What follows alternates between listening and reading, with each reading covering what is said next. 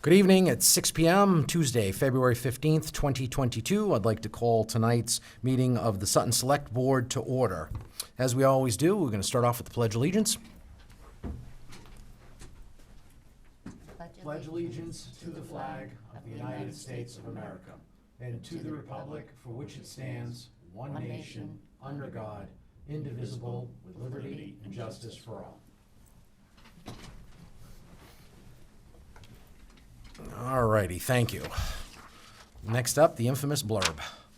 Pursuant to Governor Baker's March 12, 2020 order suspending certain provisions of the open meeting law, this meeting of the Sutton Select Board is in a hybrid format with both in-person and Zoom components.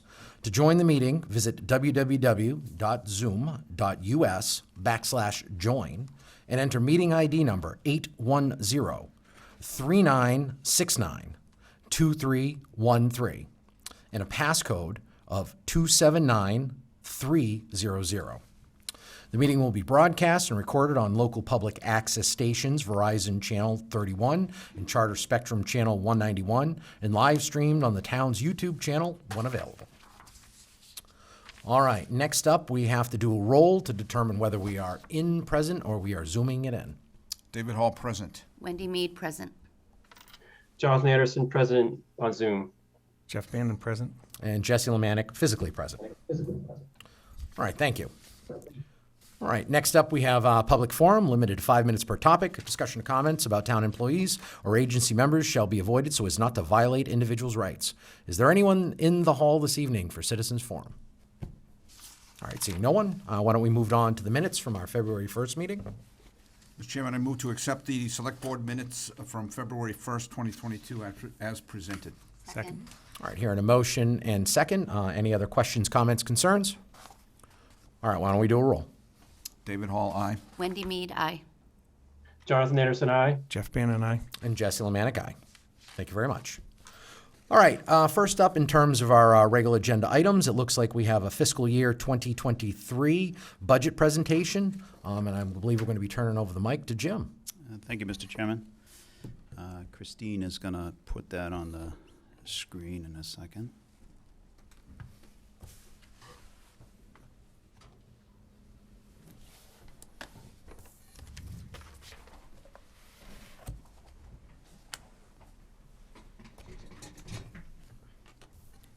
All set? That's much quicker than I would have done it, so I'm impressed. Hopefully the rest of it goes just as smooth. Okay, it's that time of year to do the preliminary budget overview, which is always the second meeting in February. Right now, we have a budget of $35,874,505, an increase of $827,000 or 2.3% over the final budget last year. Again, as we have done in the past, our plan is to use one-time new growth for one-time purposes, which generally allows it to be appropriated in the following fiscal year. So in FY22, we had $550,000 in our budget, and we funded capital and other one-time items. This year, we have probably more like $500 to $520. So we're spending it down. We're using more of it for recurring costs, which normally would be a challenge. Normally, I would be concerned about that. But looking what we're looking at with growth and projects coming on board within the next month or two to 4 or 5 months with building permits, et cetera, I'm a little less concerned about it. But it's something always to keep in mind.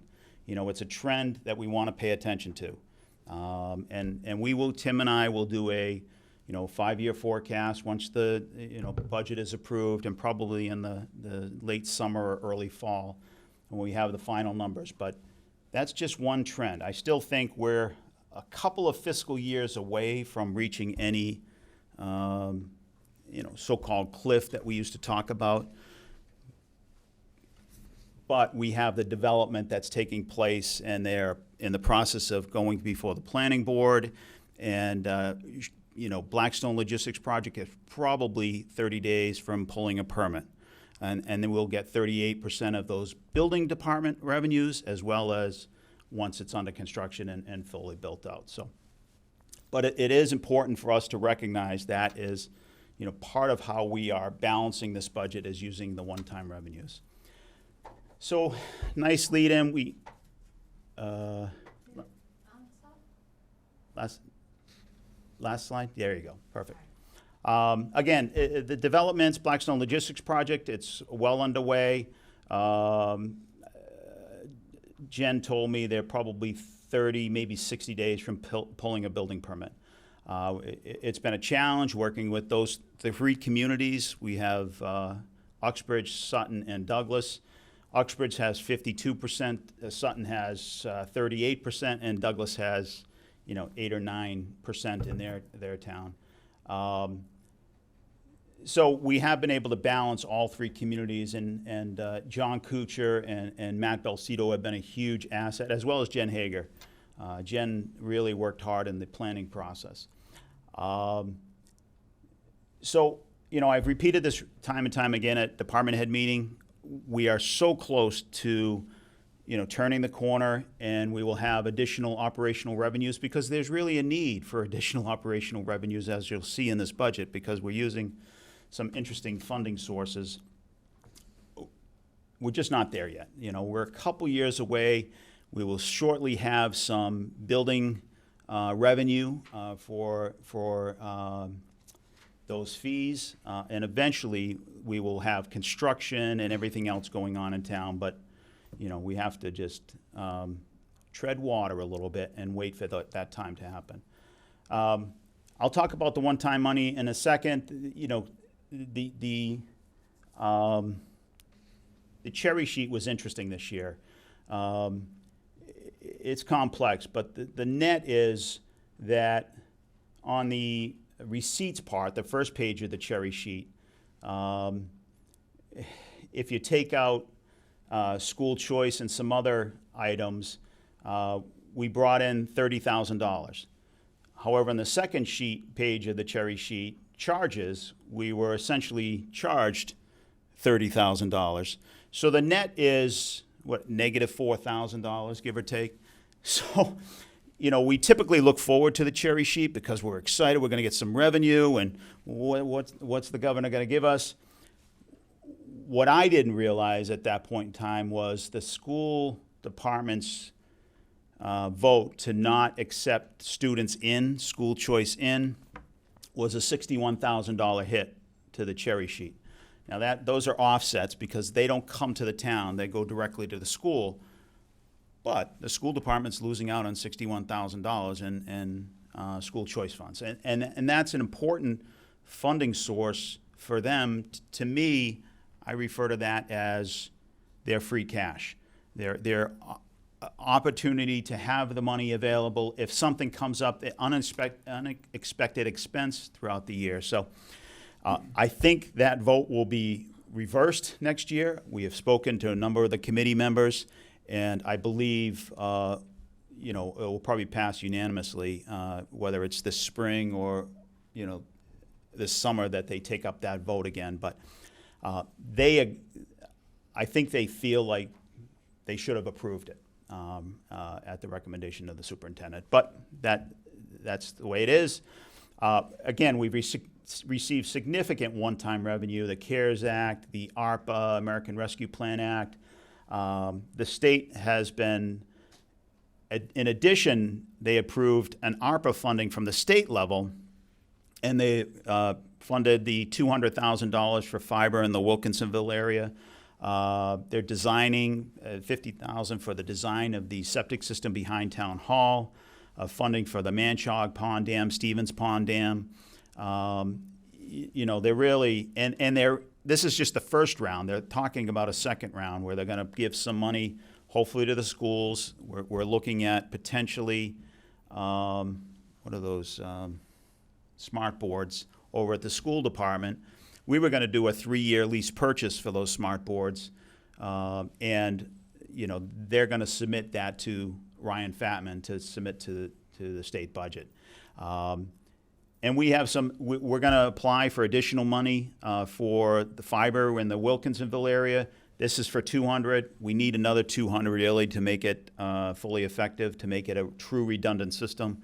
Where you have fiber, if you lose line of sight at the high level, either trees grow up or you have development, you lose that ability to communicate directly. The fiber with a routing system connects all the public safety communications. You don't need line of sight. You don't need microwave on the top of those towers. The fiber carries the signal from site to site. So, you know, I'm excited about that. Pam Nichols, who is going to help us write a grant in March for the fiber grant. And if that doesn't work, we will go back to the state for the additional amount.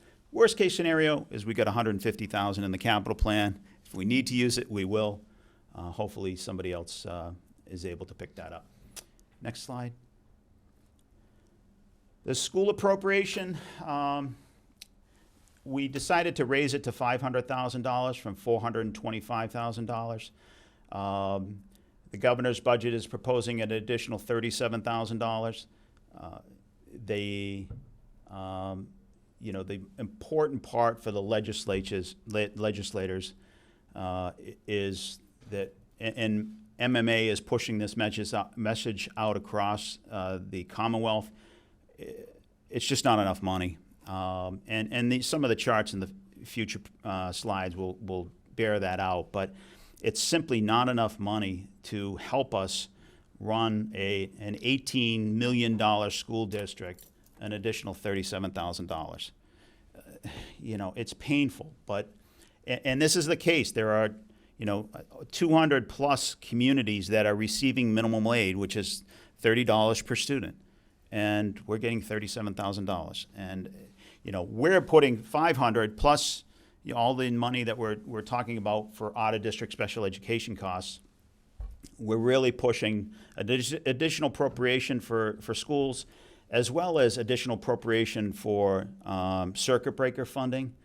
You know, we need 100% circuit breaker funding, which is, you know, after I think $30,000 in out-of-district costs, you get reimbursed from the state government a certain percentage. Now they've played with that number. They brought that down as low as 60%, and you know, we really need it up higher, and preferably 100%. But and that's bullet number 2. That's the biggest issue the school department's facing.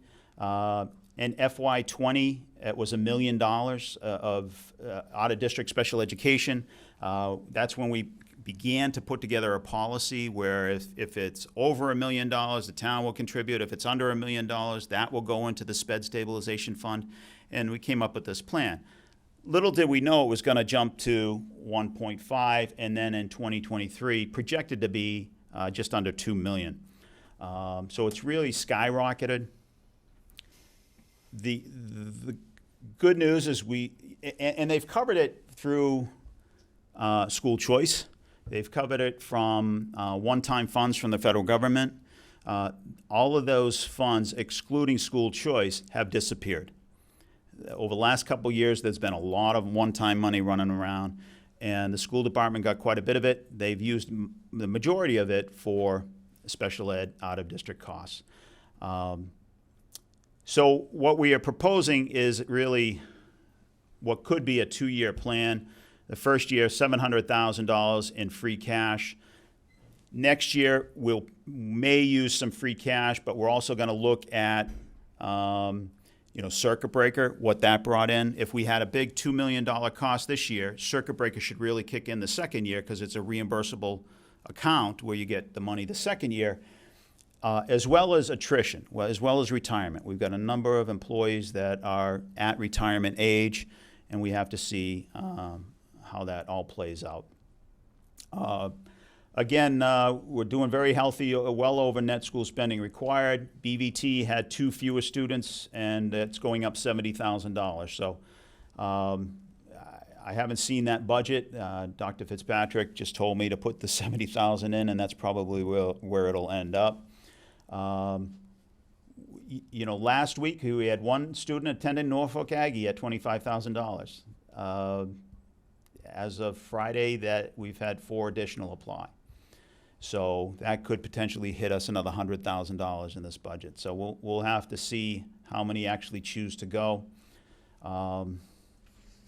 It's one of those things we can't control, and we usually get hit by one or two out of the blue issues at this time of year, and that is one of them that we're having to deal with. Next slide.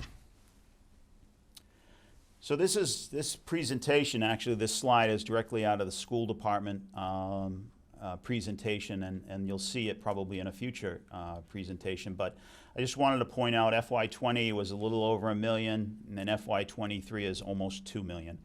So that's what we're really trying to deal with is 23 and 24.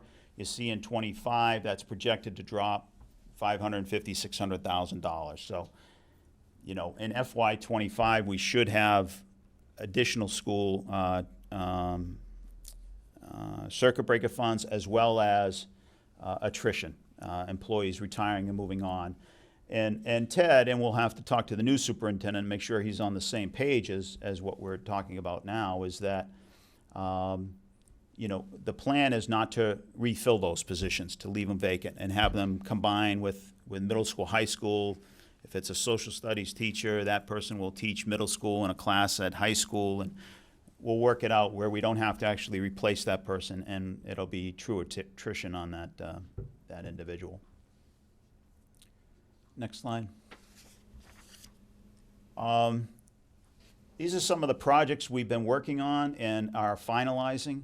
The MBR wastewater treatment plant at the school, we have completed the lining of that tank, and they've done a nice job. That should get us another 15, 20 years out of that tank, which pushes off the need for a sewer project in the center of town, which is a victory on all parts. We did use the leftover middle school, high school revenue, as well as some funding from the ARPA plan. Austro Electric completed the solar array on top of the carport. We were waiting for a little while to pay them out because the production was nowhere near what we had expected. The production was, less than we have on individual homes. And they went in, found the issue, and now the production is very strong. And, I actually called the chief today to tell him to wipe off the solar panels with a snow rake so that we could get the production. So that will significantly lower the electric bill at the police station, which is a good thing. And the 4 charge point charges at the school parking lot, that was done at no cost to the town through grant funds, and we will talk, in a meeting or shortly about potentially charging residents for use of those charge point charges. Next slide.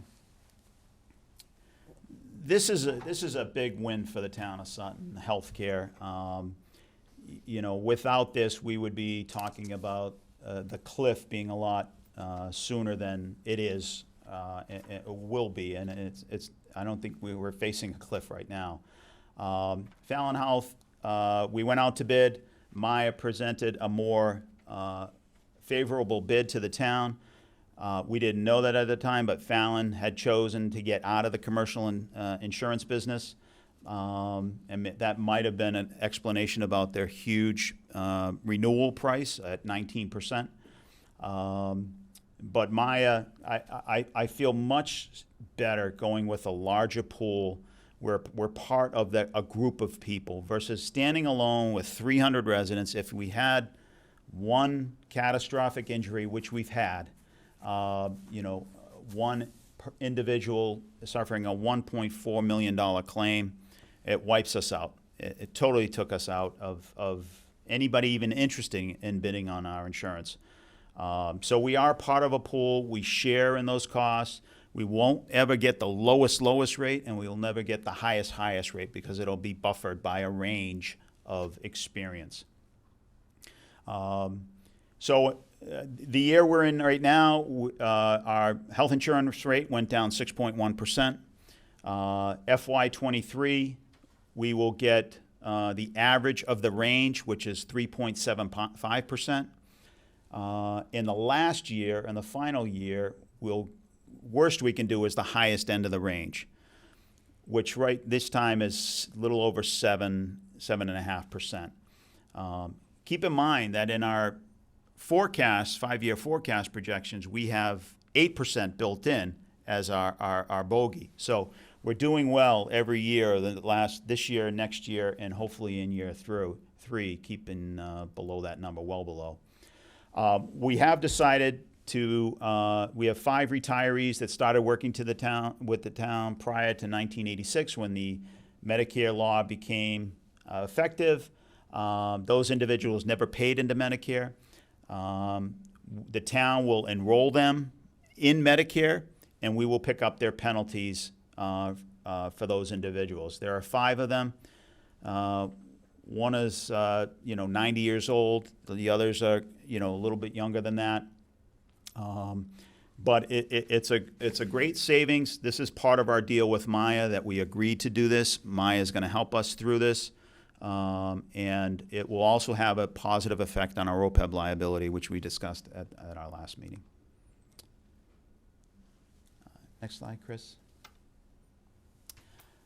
Public safety additions, with the new building going on in town, we needed additional inspectional services help. John Kuchar and I discussed it, and we came up with a concept where we added positions, and you'll see this in the budget. We added part-time assistants, if you will, and within both building, electrical, and plumbing,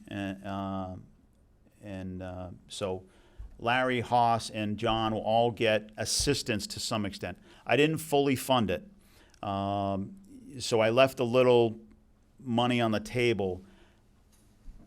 If we exceed the amount, we'll have to do year-end transfers or transfers throughout the year. Just want to keep up and not over-anticipate and put all the money up front and then we don't spend it all. So there is money in each budget to deal with an assistant for additional inspections, but I've held back a little bit waiting for those actual inspections to take place. Maybe I'm just a little gun-shy at this point, but I am expecting this development will take place in town. We had a part-time secretary at the police department for the longest time. Denise Kruller held that role for the longest period of time. I think it's time to add a full-time secretary, make that position full-time, and I also agreed to add a 4th sergeant. The 4th sergeant, we're not going to fill that position, that patrolman's position, so that's really only a $25,000 impact. But the post-reform, the police reform bill that passed the legislature, was that a year ago, give or take?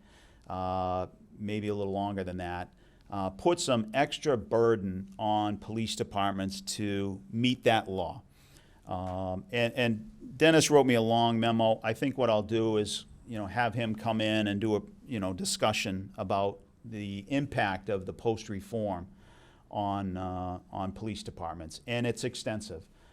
So this additional sergeant will probably be more an administrative person or give the lieutenant more time to spend on this stuff. Right now our lieutenant spends a lot of time on the road because we need that person out there as an additional law enforcement officer versus being an administrative person in the office. So I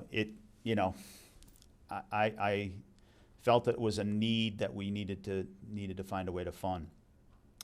The fire department, I have added a part-time secretary. The chief is building that department, and he felt like a part-time secretary would be helpful. Right now, the secretary work is done by a number of different people.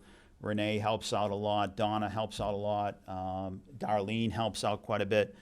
But that part-time secretary would be a great assistance to the chief. We're going to apply again for a SAFER grant. We applied before that we didn't receive that position. That would pay for a full-time firefighter for 3 years entirely out of federal funds. In the 4th year, the town then decides whether we want to keep that position or not. I am anticipating additional development, as you know, And I think it's important to have a fully staffed public safety department. So that's my thought process behind this. You know, we'll wait and see how this all works out, even if we get this grant. We'll have to wait and see. And finally, the highway department is on the same public safety communication as police and fire. It's been a tremendous positive impact. You know, Matt Stenzel's walking around with a radio, and he has direct contact with all departments, and it's been a huge benefit to the highway department, and feel good about that. Next slide. This is just where our revenues are coming from. Nothing outstanding. You know, we did add new growth at $200,000 this year. We typically fund it at $150,000 this year. But with all the new development, particularly over at Unified, the combination of the land, that should bring in some revenue. So we are budgeting $200,000 for that. We will have a separate article to fund the out-of-district special education costs for $700,000. That tells the school department it can only be used for that one purpose. It can't be incorporated as part of the budget and be lost, and you know, with all the other line items. So that is a unique situation where that is not part of the budget, but it is a one-time appropriation to support out-of-district special education costs. Next slide, Chris.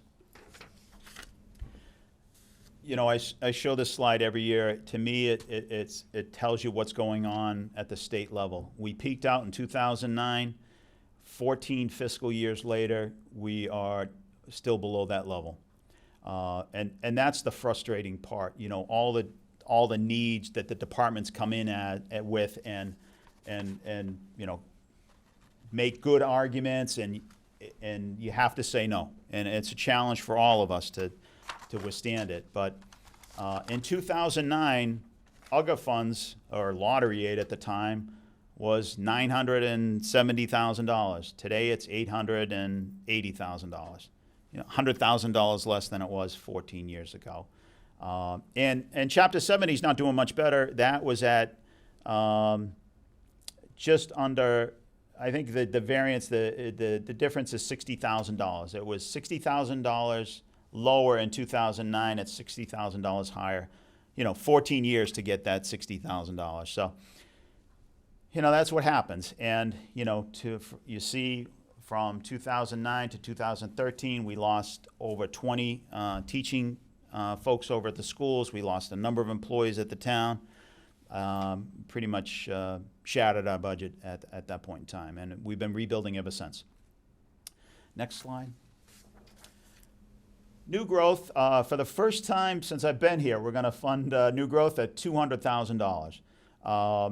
And I felt comfortable recommending that, and Tim and I discussed it extensively. Just, you know, the only time we've gone below $200,000 was in 2011.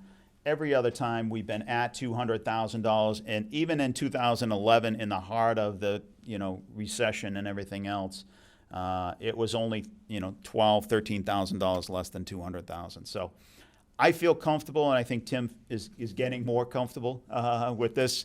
But it is, you know, you've seen the last number of years, it's been well above that. And with the new growth, with the new development going on, my expectation is that number will go higher.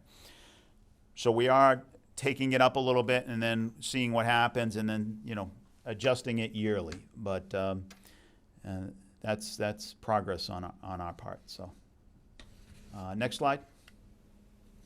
Local receipts. It's been trending in the right direction since 2011. The years 2000, I think that's 21, and this year, you know, we had our new growth later in the year, and we couldn't realize it at fall town meeting. We typically take any new growth that we receive at fall town meeting and we apply it to either items of appropriation, or we put it towards capital, put it towards a one-time use so it's available the following year for appropriation. This is a situation where the new growth came in too late to realize, and the only other place you can use it is local receipts. So we decreased our local receipts to realize that new growth. So we're doing healthy on local receipts, but again, Tim and I discussed this. We don't want to overestimate local receipts, because if you come in over what you budgeted, or under what you budgeted, then you've got a problem, and you have a structural issue with the revenues, and we never want to be there. So we are cautious. We don't know. Typically, motor vehicle excise tax, we get 1.7 million on average the last number of years. You don't know what the chips, you don't know what's going on. Used cars are very expensive. I don't know that people are buying and selling cars these days, at least in the last 12 months. So I still think we'll be fine with this, but it's just one of the ways that we try to be conservative, if you will. Next slide. This is an old slide, but it's worth reminding. Meals and hotel tax have gone up. They will continue to go up. That's a great local receipt that will hopefully continue to grow as we add Unified, as we add Blackstone Logistics Project, potentially the over 55 housing on Armsby Road, and that's coming along.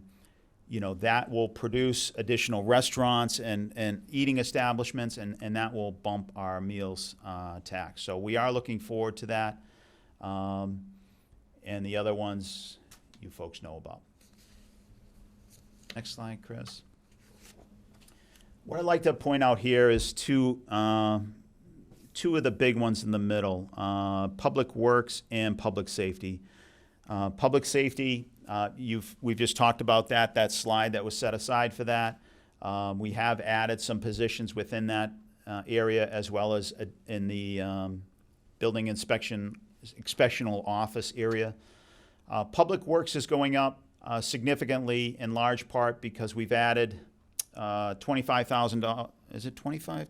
Yeah, $25,000 to snow and ice, and $20,000 to tree removal. So our tree removal budget goes from $30,000 to $50,000. Matt had it in our capital plan. We funded it last year in our capital plan. He had it funded in our this year's capital plan. I said, this is a recurring cost. This is a constant need.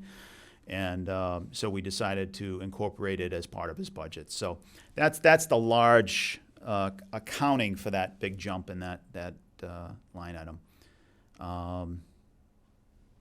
Education is the public school system minus the Norfolk Aggie School enrollees. Now that number may jump up because of, depending on what happens with those 4 applicants to Norfolk Aggie.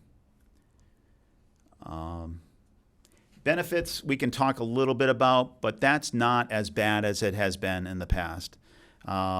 Sometimes we would get that amount of money just for health care. That's our pension costs. That went up roughly $1 million, over $1 million. So, our health care costs are really a small part of that number, which is really a good sign for our future. Next slide. Well, there you go. There's the $1 million in the pension. That's over $1 million, but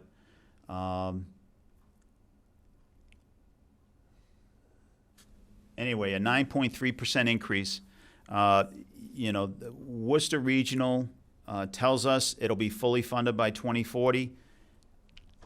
If I'm around in 2040, I find that hard to believe. Their funding right now is at 46%, even after the tremendous market returns over the last, I think the S&P was up close to 30% last year. I just don't see it happening. So this is a program that if we make it to 2040, or when we make it to 2040, will have been in effect for 50 years, and we're not there. So what it's happening is, because it's not making the investment returns, they look for more and more money from towns that participate in it, and that's the big increase in costs to us as well as every other member community of that Worcester regional system. We've already talked about healthcare. We all of our active employees are enrolled in an HSA with a $4,000 deductible for families, $2,000 deductible for individuals, and the town picks up 50% of the deductible for all the employees. So that's working out well. That allowed us to get the minus 6.1% decrease in our healthcare costs this year. Next slide, Chris. Capital plan for the school, $435,000. $300,000 of that is for repaving the early learning center parking lot and the elementary school parking lot. Those were two different capital items over 2 separate years. We decided to combine them into one, and hopefully we'll get savings for not having to remobilize, hiring a separate company, and just getting one large company to do the entire job. So we'll be going out to bid and probably in the spring, award it shortly after town meeting, and hopefully the work can take place over the summer, and then we'll have new parking lots at the early learning center and elementary school. Obviously, the appropriation increase and Chapter 70 increase.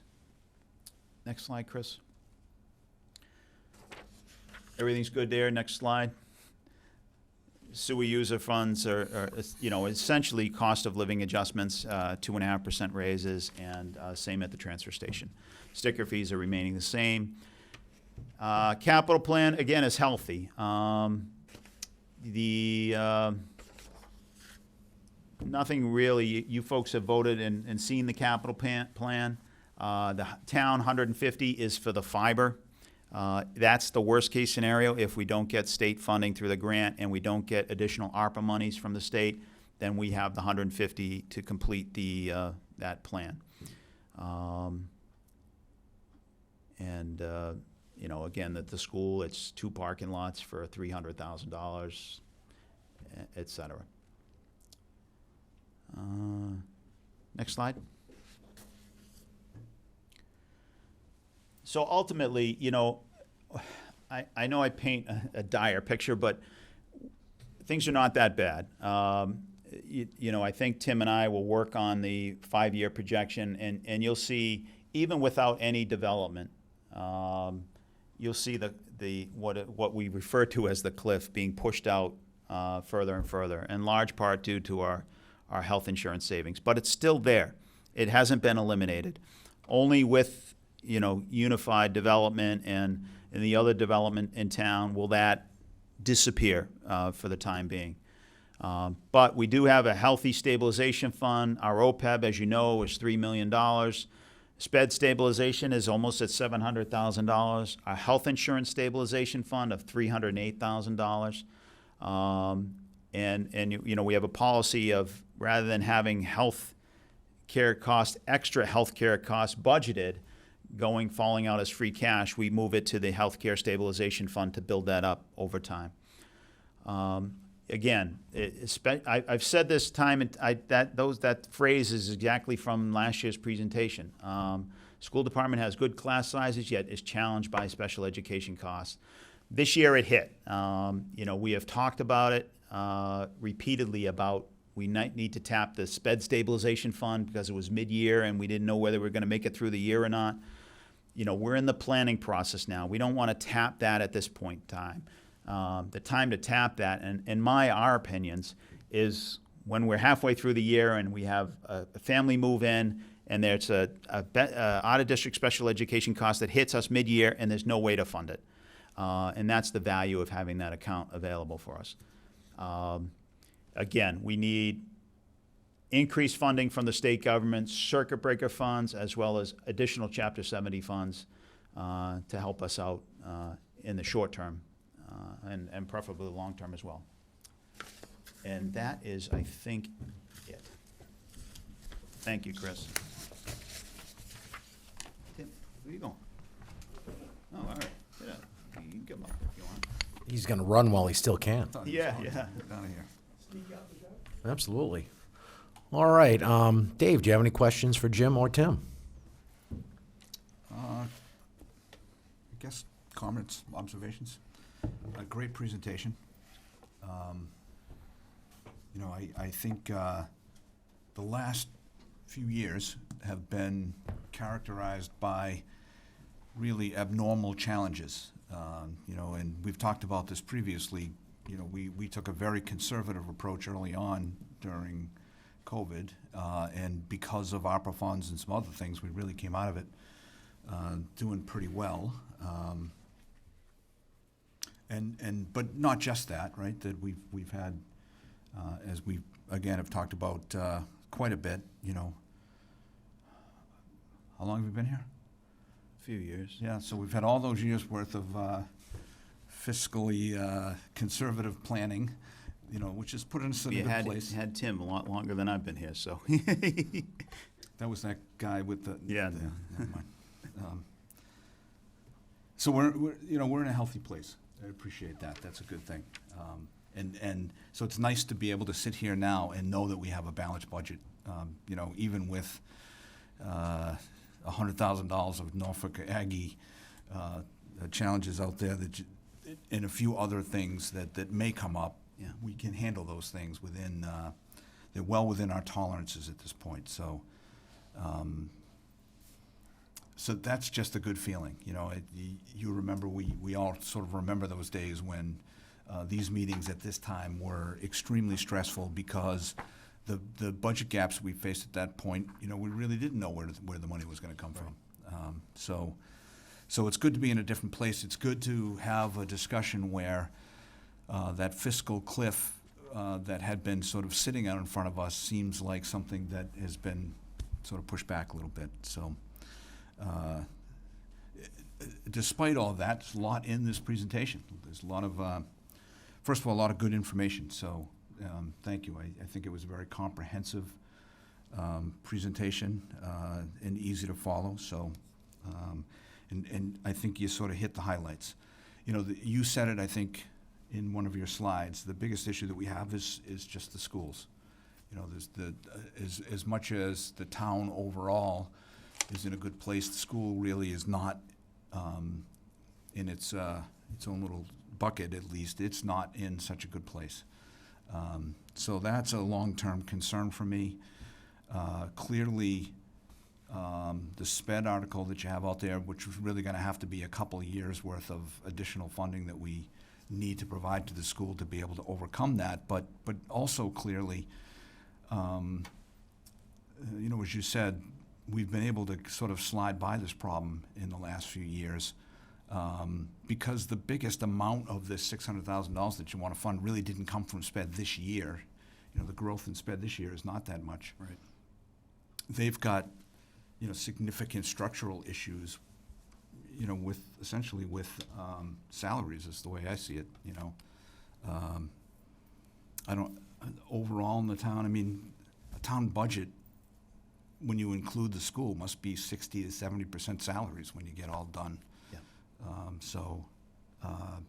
And you know, it's all contractually negotiated, and those things rise, and they rise faster than our 2.5% that we have out there. So, you know, that's a problem that we just have to deal with. They talked about CESA negotiations. Yeah, that's currently underway. And, you know, that's the aides, that's the cafeteria workers, that's the custodians, those are the people that run that department, run the school department, keep it open and well-fed. And, you know, they've been struggling to hire custodians. And every time they hire one, they generally leave and go to some place that pays more. So I would just have to say, in my world, in private industry, that's exactly the problem that we're facing right now. We've in the past 12 months have had an impossible time trying to hire and retain employees, and the only chance that we've had is, you know, raising salaries. You know, so our salary cost where I work has gone up tremendously in the last 12 months, and that's a trend that doesn't seem to be abating. Yeah. So, you know, and I also wrote down just general inflation. Everything costs more money now. So those issues that the school is facing, and if you think about service providers around SPED, those costs are going to also go up. And so it's not just the employees that they're dealing with. locally. It's the cost of services that are being provided to them on the outside. Those are also employee costs. Those costs are going to go up. They will. So, you know, if you watch the school presentation, they talk a lot about what they know about for sped costs today, with the hope that those costs are coming down. But they don't know. I mean, there's placements that may or may not come in. That's we all talk about that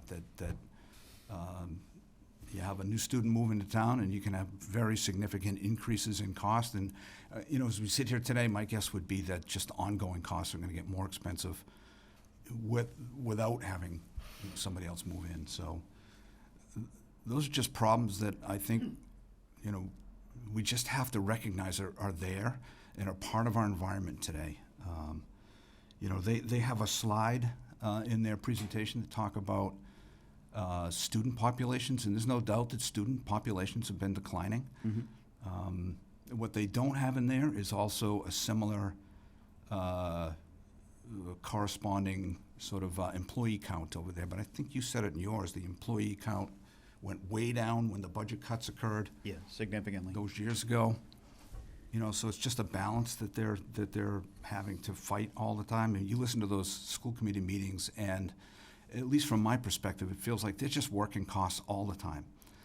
So if I have a message here, I think it's just that the primary goal of the school system remains to educate our children at a high level. I think this town wants that and demands that of us.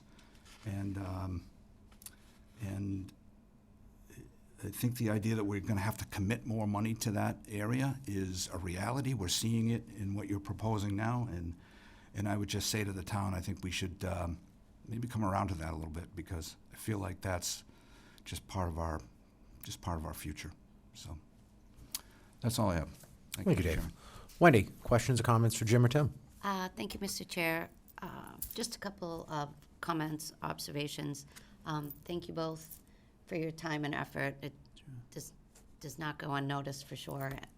And I know every year we have the same discussion about being thankful for our conservative spending, and that continues again. And to echo David's thoughts and concerns about the school budget, I mean, it just leaps out of every part of this presentation, and the school's presentation. And I know Superintendent Friend is leaving, and I hope you are able to convey to the new superintendent strongly enough that this money is not to be, converted into their school budget.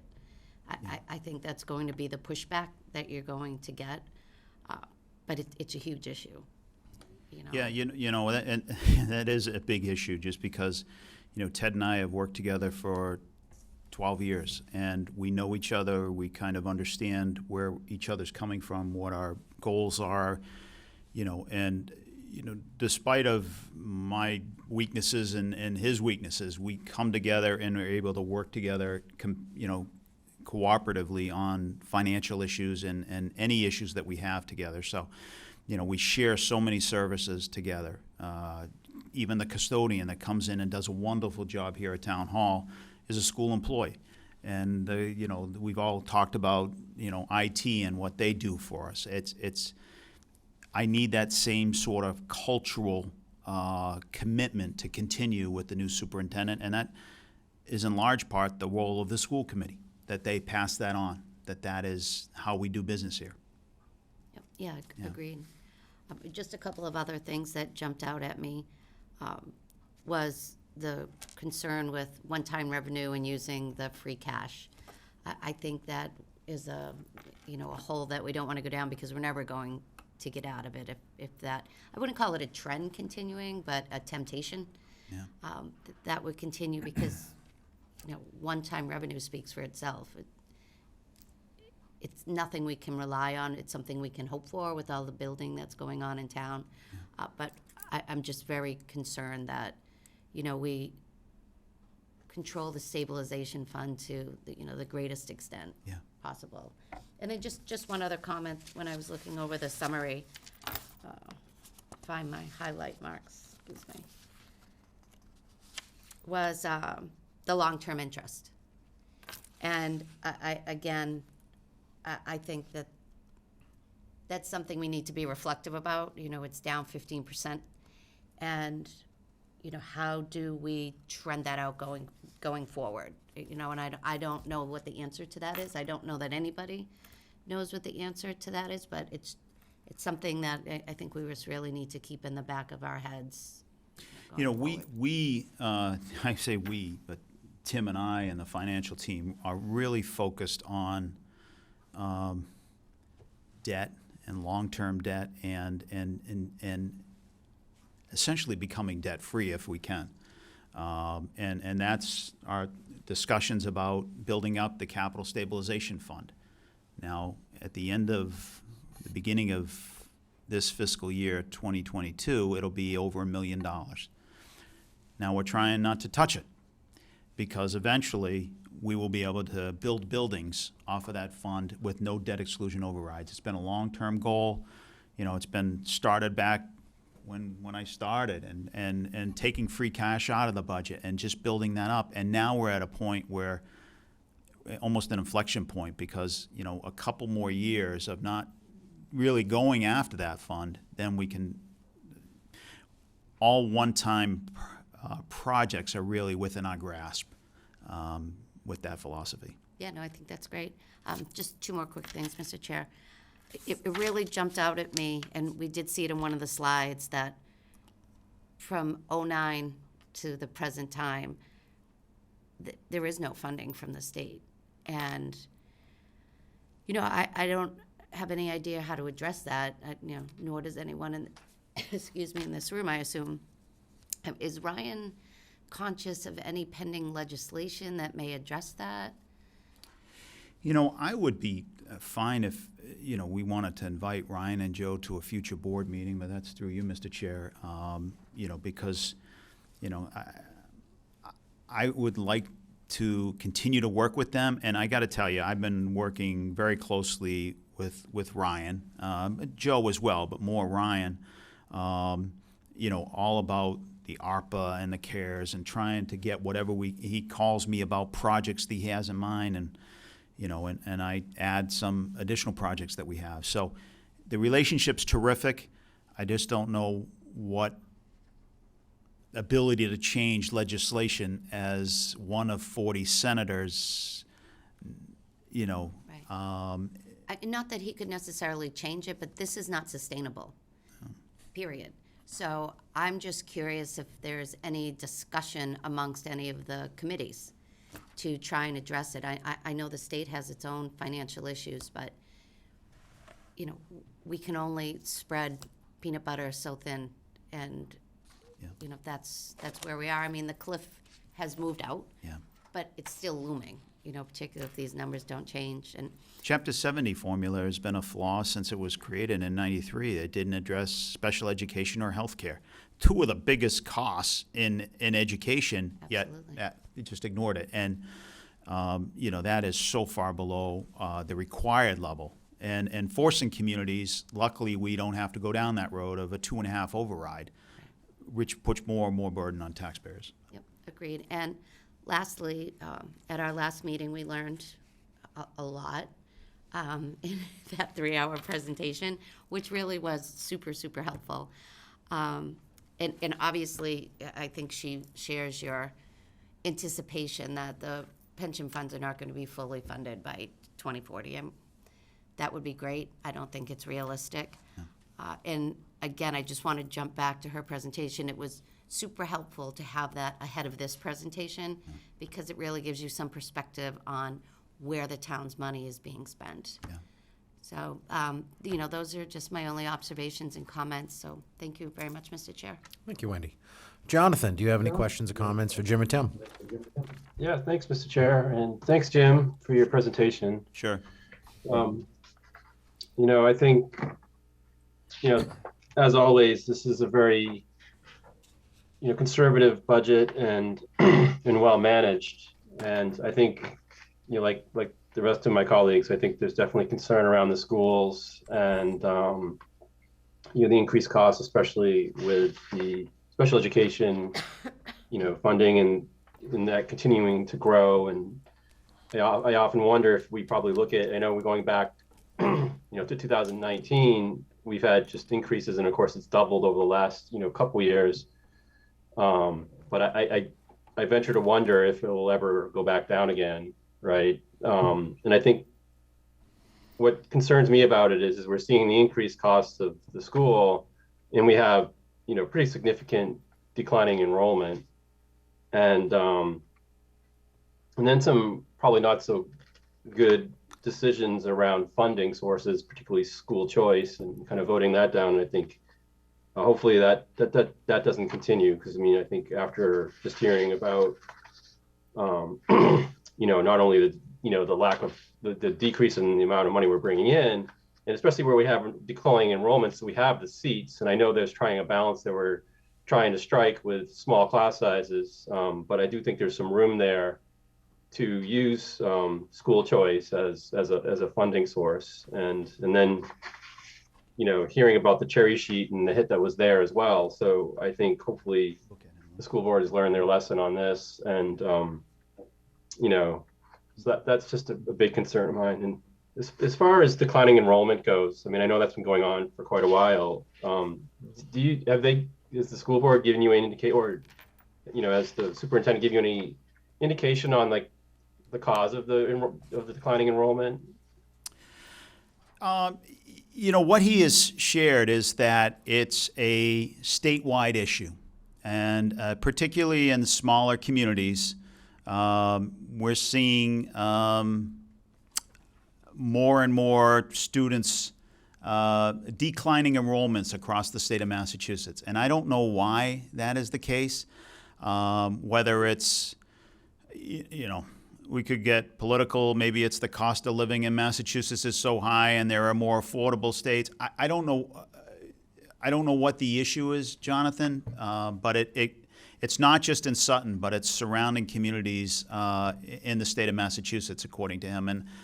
And I believe that. The place you don't see it necessarily is maybe in the cities. But even some of the cities have seen a decline in population. I'm referring to my last city I was in. That population has dropped by 12,000 people. It's just, I don't know what the cause is, but it is an issue. Yeah, it's a big issue, and I think too, as we have decreased enrollment, does that also potentially impact our state funding as well? It does, because we get $30 per student, which means that the fewer students we have, the fewer dollars that are coming into town. So that's a direct one-on-one ratio. So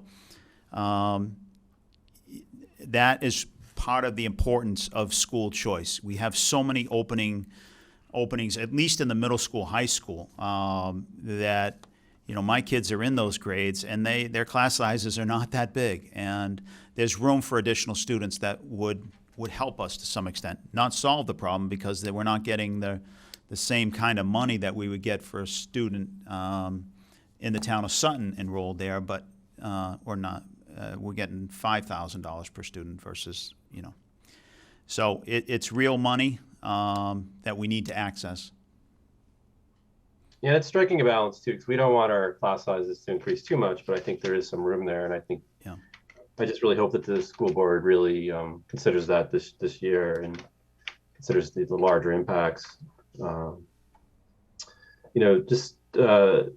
of in alignment with the state funding. I think what's frustrating for me is the fact that the state, as we've discussed already, that our Chapter 70 money does not increase, but yet they continue to ask more from the schools and put more, policies and new programs that the state expects the town to fund, and they don't really give us the money through state funding to fund those. So we've then got to scrap and find ways to fund it. And I think that's just pressure that is very frustrating for me, and I think ultimately impacts the town. So. And I think we're seeing the same thing. Kind of on my next topic was around just the police department and the Police Reform Act. that was passed. Again, another area where, you know, this was done without really thinking the larger cost to the police department, the amount of burden. I've just heard some of the stories to the impacts to the police from this bill, and the amount of not only administration, but also just really tying their hands and doing their job. And to me, that's really frustrating, you know, that the legislature would do this. And particularly, if I recall right, they did this kind of in the middle of the night. And it just seems like a little disingenuous on their part. And really, our police work very hard to protect us, and with the limited resources that they have. So it's just, again, the state kind of making these changes and not really funding, you know, providing ways for towns that are already operating on thin margins to fund all this. So yeah, so that's just another thought on my part. One last question I have is around just the safer grant you mentioned for the fire chief, for an admin resource that was going to fund it for 3 years. What happens if we don't get that grant? Are you still going to fund that position, or No. no? Nope. You know, and I, you know, I've talked to the chief extensively about this, and it's just, we're hiring somebody before there's, you know, granted there's a need out there, and there's a need for more staff in all the departments. But, you know, what has changed? And, you know, there is no additional development right now. You know, in the next 2 years, what you're going to have is construction. And that's not really a burden on the fire department necessarily. They're increased activity, but you know, a couple years when they have those buildings fully constructed and 1 million square feet over at Unified at least, potentially 2 million, and you get Blackstone Logistics projects down in South Sutton of 650,000 square feet, that will provide additional demand on the fire department, and that will be a need. So, you know, right now, if the federal government's going to pay for 3 years, let's do it. You know, we've even discussed hiring if the federal government allows us to apply for 2. But I told them 1. And obviously, if we have development next year in process, then I'll authorize him to apply for 2. And now I don't know whether we're going to be successful or not. Matt has a lot of pull at state and potentially federal levels, but eventually there will be a need to increase fire department staff and police department staff as the town gets built out. Now, in these first, you know, couple of years before some of the money starts kicking in from these building projects, because obviously it takes a few years to build them, you know, and then eventually through the TIF, we will start to see some revenue coming in. So in those in between years, do you foresee that some of these additional costs will be offset by the fees that we get, or do you think we'll need to fund in addition to the fees we'll be getting in? That's part of our discussion. Hopefully the building department inspectional fees come in, and we're trying to plan when those fees are coming in. Blackstone Logistics projects will come in first, probably in this fiscal year. Unified may come in next fiscal year or later in this fiscal year. So we're just trying to balance it out, because what we don't get to be applied will fall out as free cash in the subsequent year. So it is a. Do you want to comment on that? Yeah, I just wanted to point out to make sure, you know, everyone's thinking the same. You know, these fees, inspectional fees for a project, any one of these big projects, it's really one-time money. Mm-hmm. So, you know, Jim and I were talking about it today. We got to be very cautious. We can't just say, oh, we're expecting another $500,000 in inspectional fees. Let's put it into the budget, or some of it into the budget, in a recurring budget, when the next year those fees are gone. Right. So that's one reason why you see some of these big spikes in the local receipts in falling out to free cash, and in some cases generating a large free cash balance. It's because we're not budgeting for these one-time big hits. It's mostly inspectional fees. We're not going to budget for those because next year they're gone. So that, I mean, I just want to just throw that in the mix.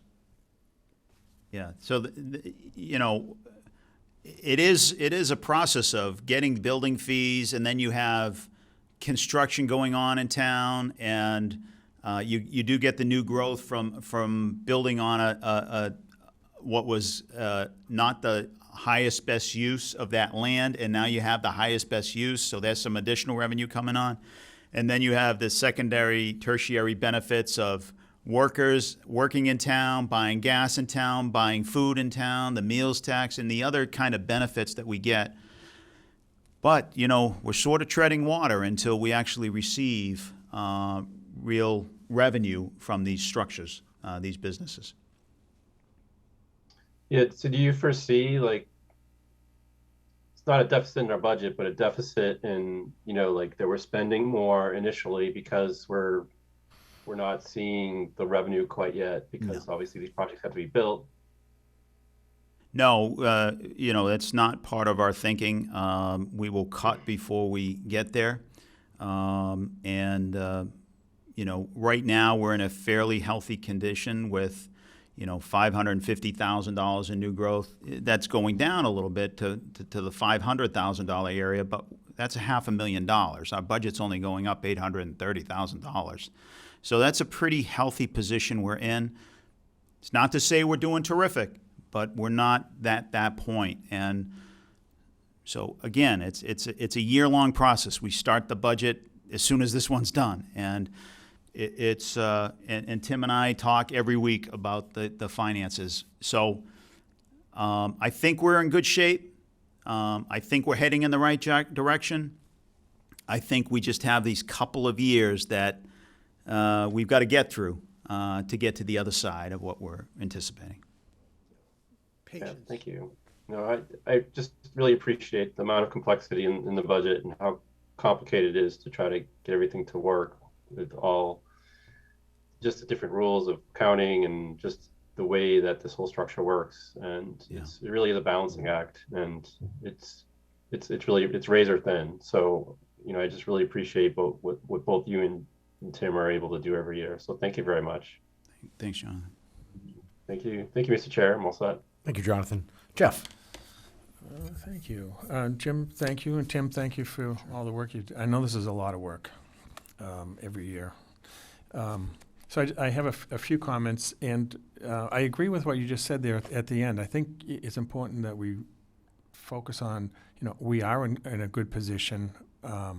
We've done the right things. I don't think there's really a lot of things we can look back and say we should have done it differently. We need a couple of years to get through some things.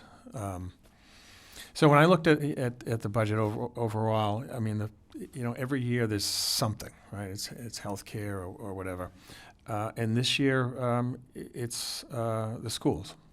And honestly, last year was the schools, but there was enough COVID funny money to, cover those things. So, and I think David might have mentioned something about it being a structural issue, and I kind of agree with that, it's becoming that, the sped projections, they've gone up every year. The out of district placements have gone up every single year for the last, I don't know how many. And to think they're going to go down 3 years from now and assume there's going to be no new placements, I'm not sure that we can really count on that. So we'll probably have to kind of deal with that as we go. And I think the timing of this whole unified development, the Blackstone logistical, I think that it will play into this, and I think we're going to need those revenues. Yeah. And I think it comes at exactly the right time for us. Just a couple thoughts that I had that I've been thinking about for a while. One is the school choice decision by the school committee. Yeah, so I'm not on the committee. We are not on the committee, but it to me it kind of looked like kind of an unforced error potentially, and I'm hoping that they can maybe address that again and with a little bit more robust debate or discussion about the pros and cons of that. If they decide to reverse that,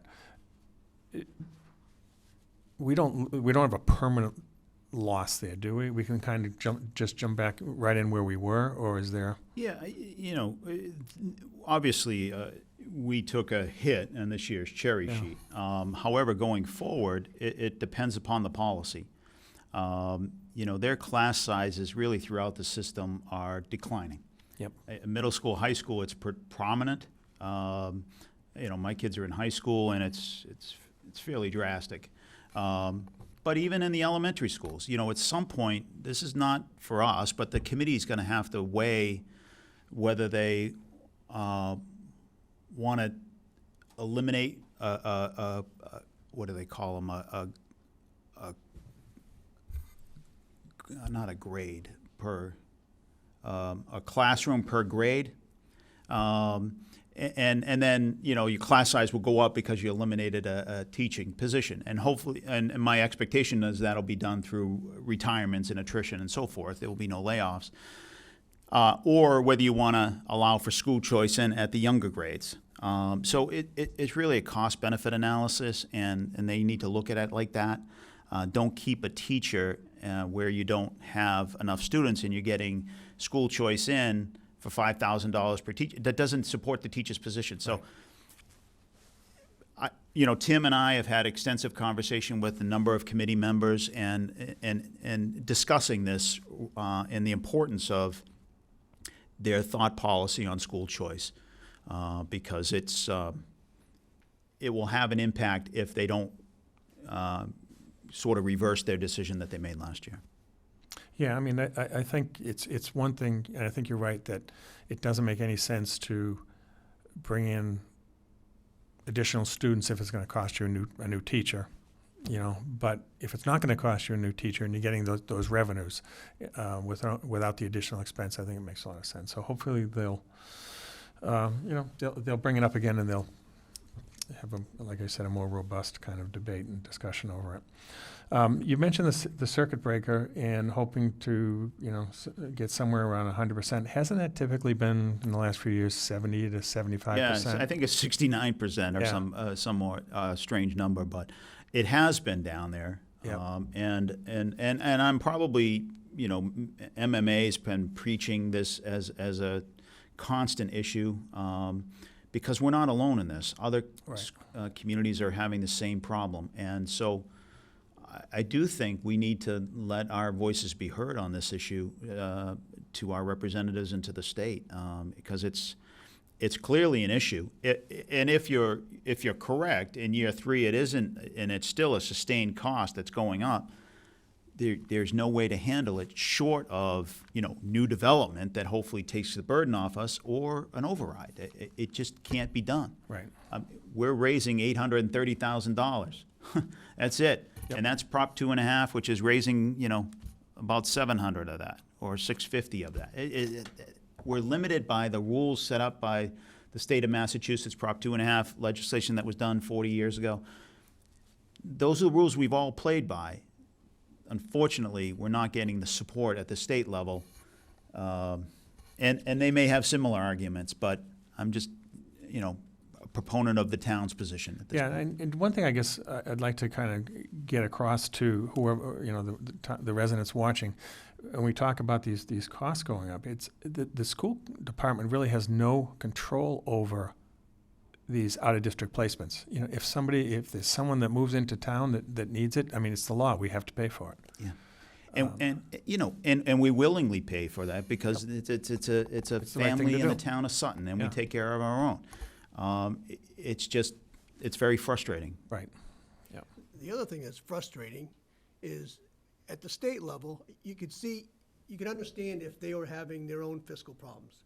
But this is the second year in a row that they're doing millions and millions over projections, percentages, Right. better than last year, better than forecasted. They have all this money coming in, but it's not coming back to the cities and towns. Right. I mean, their reserve fund, their stabilization fund is $6 billion. Yeah. I mean, it's never been that high. And granted, that's one-time money, but the revenues are really coming in strong, and they gave us 2.7% increase in our state aid. So. Yeah. And there's just, I mean, there's just so many unfunded mandates that the schools are subject to that, you know, is. So I agree with David, Dave's comment earlier about this becoming a structural issue. I just don't see it, you know, what's gonna slow it down. But we'll see. You know, and it's always the conundrum with BVT. We've got fewer students, but the line item's going up. Yeah, no, I won't go there. Just- Yeah. I think one of the things, though, that you touched on it, but it is absolutely, it's been critical for last year and this year, is the whole health insurance. Taking that 6% step back last year and a 3 3/4% increase this year. It's not the 8% that we were hoping to get, you know, in trying to live with that. That's huge. I mean, it was huge last year and it's huge this year, and just going forward it is as well. So can't say enough about that. And the other thing, you know, I wanted to just stress is that the capital plan is being funded without a debt exclusion, meaning additional taxes to people. So it's being funded from within. So there are no additional taxes for these capital projects. So it's a lot of money that we're spending. We're in a position where we can, but I think it's important that people understand that we're not putting this on the backs of the residents and their real estate tax bill. So No, part of what we'll do is use, you know, we'll figure out what's remaining in the budget and use some of that new growth for capital plan, and some of it will come out of free cash. And our goal has been and will be to try to turn back $1 million into free cash as a starting point for next fiscal year. Now, we might struggle with that. We're going to come close. We've got a lot of items within the capital plan themselves that we have other potential funding sources for. ARPA from the state, federal grant, next level, et cetera. So we are, you know, we're really focused on that 1 million. You know, we do have building inspection fees that will come in as a result of the new development, and that will bump that number up. But that's an important number that we try to focus on. good. So, Mr. Chairman, that's all I have. All right, thank you very much. I made notes as you were going over the presentation, so everything I have is in the sequence of your flow. But let's see if I can tie some thoughts together. Of course, I appreciate the presentation. It's always very enlightening. And again, you both, you know, year after year present a conservative budget, and the purpose is so that way we don't end up with a lot of the problems that many municipalities stumble upon. You know, they overproject and then they find themselves in holes, and both of you have worked very hard to avoid those pitfalls. So at least from my perspective, I'm very appreciative of that. And I also appreciate the transparency and the honesty. Anyone who was tuned in tonight, you know, this is what the big part of what Town Hall does is make sure that the programs and the services that are required either by statute or through the result of vote of town meeting are adequately funded. And we do so in a way that is needs-based and, you know, straightforward. We make sure the balance, well, the budget is balanced, so that's required by law. But, you know, there's a lot of moving pieces, such as the unforeseen cost of SPED. You really can't control that because there's the point that has been made, and I'm not going to necessarily repeat it in full, but if a kiddo moves into town, you know, we are legally obligated. And I like the way you phrased it, is that, you know, we take care of our own, that we would be obligated to take care of the needs of that child. But there are other situations that contribute to the problem. And again, my colleagues have touched upon the school choice decision. And it reminds me of two things. The first was the last vote that I took when I was on the school committee, when the superintendent proposed creating a daycare down in the space that was in the earlier, no, actually it was the Smonian Center. There were preschool classes, but because of the dwindling student population, there was 2 rooms down there that were pretty isolated that were not used, and the superintendent worked hard to put together a good proposal that would have generated a little bit of money, not enough, obviously, to cover the total cost of the school budget, but just enough to kind of, I want to say, show a good faith effort that, you know, the school was trying to work with the town to help shoulder a portion of the costs. And that was voted down 4-1. Of course, I was the one vote for it, and I lost that vote, but it happens. And again, we have another situation here where school choice, $61,000. At the end of the day, we give $19.5 million funding to education. $61 million is a fraction of a percent. But it's still a statement saying that the school committee is willing to, again, do what they can to offset some of the expenses. And again, last year, in the midst of the COVID, they had money left over. What did they do? They came up with this bonus program. You know, people, not trying to belittle the situation with COVID, but they basically showed up like they were supposed to and did their job, which is something that we as all employees, that's what we were obligated to do. But the school committee, as it was phrased, had extra money, so we're just going to give it away. And then they reopened the negotiation with the teachers union. Even though the chairman of the board warned, you know, there's going to be budgetary issues, that now's not the time. But the majority over there, you know, just added to the spending. So I'm glad that you both had conversations with the members of the school committee. I hope they take the lesson that they're not obviously in the business of generating money. They don't have taxes that go to them. They don't have funds necessarily to go to them. But the little things that they could do could send a strong message that not only are they willing to share services, but they understand that they are part of the town, that they're not their own little rogue fiefdom, you know, acting independently. So to Wendy's point, I really hope that the school committee learns from this lesson, but also the new superintendent, you know, maintains the strong relationship with Town Hall. Because as we both know, and Jim knows, and Tim knows, and as others know, it wasn't that too long ago where there was a rift between the school department and Town Hall. So, you know, I have my criticisms of the outgoing superintendent, as I do many. But one of the things that I'm definitely approve of is the professional relationship the two of you maintain. So hopefully his successor, whoever it would be, you know, will seek to do the same. All right. In terms of insurance, side issue, random thought. You mentioned that the increased forecast is 3.75%. Yes. Is that locked in? No, that's one of the variables we still have to, we haven't met with our representative from Maya. Okay. Tara LaFond is going to be setting up meetings and so forth.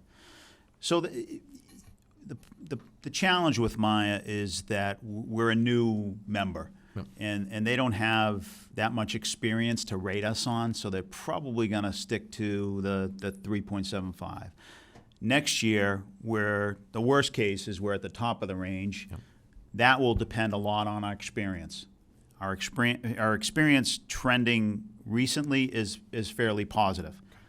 But again, you know, I hate to talk about experience because all you need is a cancer diagnosis or some major accident and that's blown out of the water. The good news is we're part of a pool and that it can't go that much higher than what the third year is already anticipated. So my hope is the third year, if our experience is positive, that number will be maybe middle range. Okay, yeah, actually, that was my follow-up question in terms of experience. So, Yeah. because I know 2 or 3 years ago, you know, we did have those accidents, you know, those catastrophic situations, and we spiked up, which contributed to the increase. So at least I'm always concerned with the well-being of town employees. It's nice to know that we're trending in a good direction. And you know, we talked a little bit about this at the last meeting with the actuary, is that we are sort of out of tricks with healthcare. Yeah. We are out of the ability to pass on cost to the employees, and that's plan, design, change is the official term for that. But it's really shifting the burden to the employees, and right now we're at $2,000, $4,000 deductibles. The one thing we do is we give them 50% match. So I guess we could cut back on that match, but it is a real burden. The employees now are realizing the cost of health care. They get the bills for the first 6 months and they have to pay them. They realize the cost because it's coming directly out of their deductible. But we don't have any other tricks. We don't have any other place to go. So we pretty much, we're with Maya, and I feel comfortable with that.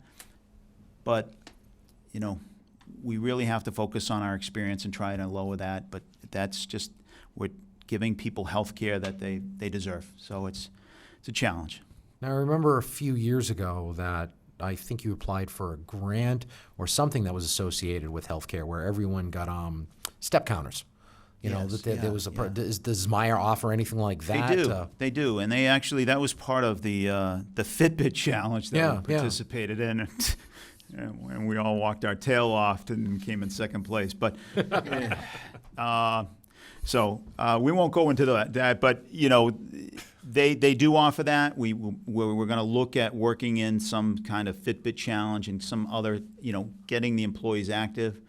God knows if any, you know, we put on a few extra pounds, COVID pounds, and you know, we definitely need some physical exercise. So It'd be, you know, healthy mind, healthy body. There's nothing wrong with that's that. right. Good, yeah, good point. Thanks. Oh yeah, of course. Hey, I'd be a hypocrite if I wasn't right there with you with those COVID pounds. So, all right, moving on. I'm glad to see that you've increased the secretarial support for both the fire department and the police department. Obviously, a good portion of their work is paperwork. And I know at the police department side, you know, obviously we have the new statutory requirements, but there were other things, like Denise used to do pistol permits, you know, and she did that for many, many years, and then she left the role. So obviously there is the need for data entry and all of the types of administrative support. And the idea of having it fall on the shoulders of someone who could specialize and maximize that effort, I think that's definitely a good thing. And I know over on the fire department side, well, you have the duty crew that's there. You know, you got Robin and Jeff and Renee, in addition to the chief. But, you know, when they have to respond to calls, you know, they're not able to do data entry or do the permitting for fire permits. So I think even a part-time secretary over there, you know, will free them up to do other duties and responsibilities. And again, they do have that trend, that gradual trend of increased call volume, so it will make their life a little less burdensome. You know, one thing I didn't include in the PowerPoint, because it's a small item, but just for full disclosure, we've got $5,000 in the personnel budget to do a study for wages for department heads. You know, our department heads are not getting any younger, and you know, we need to look at, are we in the range of wages? Because we're going to need to go out and hire some people shortly, and we'll talk about that in the near future. But you know, we need to know that we're offering the reasonable wages to attract somebody. And the other thing I wanted to mention is we've already talked about the bump in Jen Hager and Pam taking over Doreen's roles and grant writing and so forth. I did give a bump to Michelle Edelstein down at the senior center, you know, $5,000. So she's done yeoman's work, and you know, she's sort of on the lower end of department head salaries, and it was well deserved. So I just want to point that out. Well, and I really appreciate that. You know, I had a chance to visit the senior center when they were closed during COVID, and I remember last year at this time when they were first making the vaccines available, you know, they were answering phones off the hook as all the seniors were looking to them for guidance. So, you know, I know Michelle, you know, she's a trooper, and she'll do whatever's necessary for her seniors, but recognizing the hard work that she does, I appreciate that. All right. Again, concerned as Jeff was, I believe, and Jonathan and Wendy about the article with the SPED funding. Hopefully the school doesn't see that as a bailout. You know, obviously the town is committed to supporting the schools, and I think we'd all agree on that.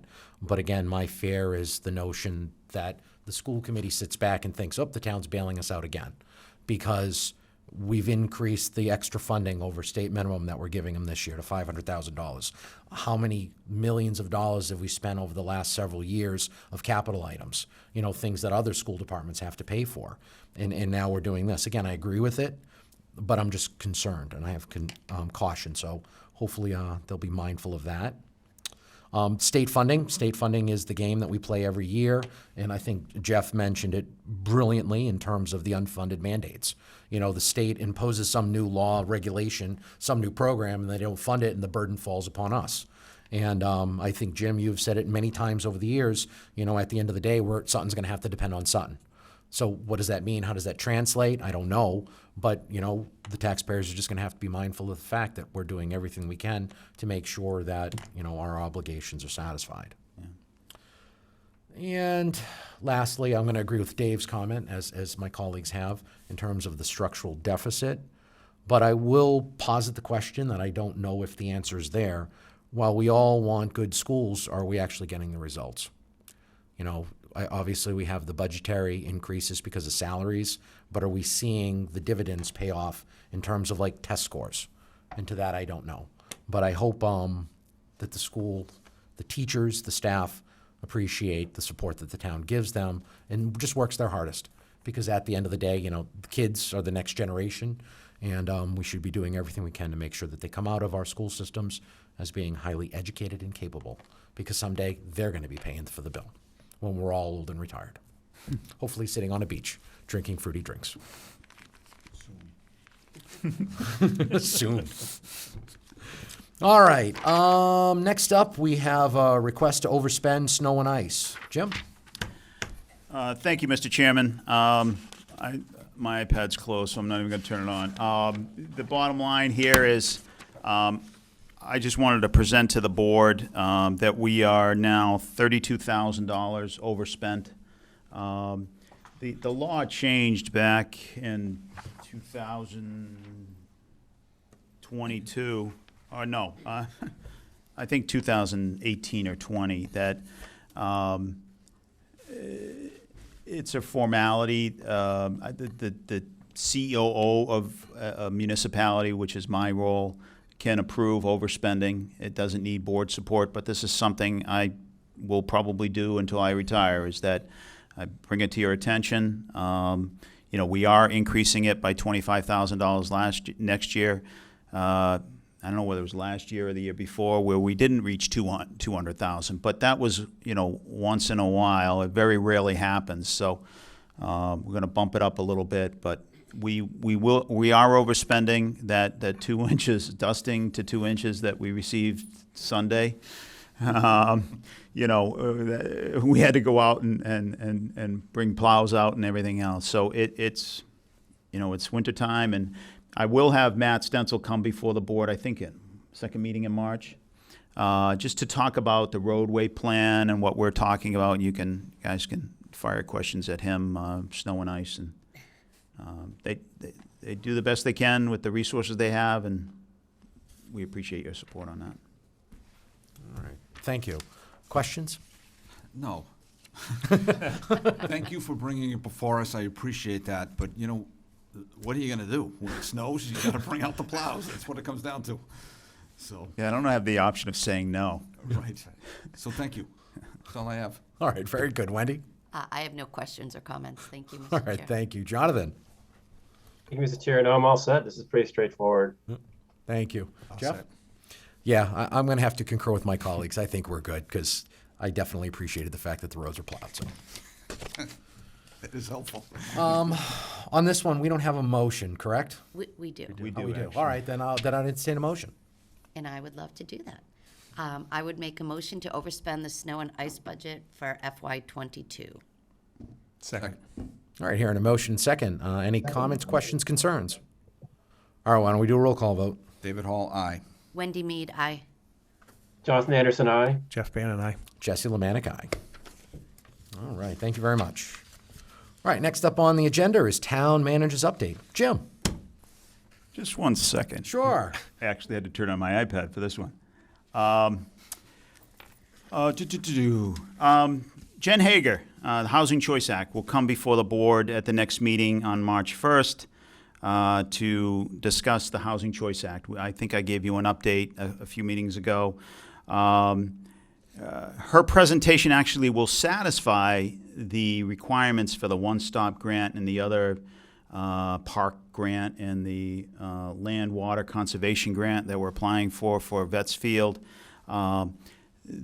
So that will fulfill the requirement, just Jen being here and us listening attentively. The challenge will be potentially by May of 2024, it'll have to be a town meeting article. That town meeting will have to vote on a certain area or whatever that we want to deem, if we choose to deem, as a, you know, compatible to the Housing Choice Act regulations. So that's the good news is we're able to move forward with the applications to these significant grants that'll help us out a lot. The real challenge will be throughout the 2023 and up to the 2024 town meeting and planning and working with CMRPC and all the other specialists to figure out where we go from here. Second floor town hall is scheduled to have their walls painted. EW Gem and Sons will remove the wallpaper, repair the walls, apply paint. If this goes well, we will look to do this floor, which is the third floor of town hall, next spring or summer. The good news, it's a relatively affordable cost of $4,800. And if it goes well and it looks good and Deb and the staff are happy downstairs, then we do the next floor. Eventually we are in the process of trying to redo the look and feel of town hall. We've spent a lot of money on infrastructure, the water, the boilers and the water systems, but we have the same rugs and wallpaper and internal being that we've had for 15, 20 years. So it's just time to upgrade it a little bit, spending a little bit of money on that type of work. Rehab and reconstruction of Central Turnpike, we're going out to bid on February 17th for the reconstruction of Central Turnpike from 409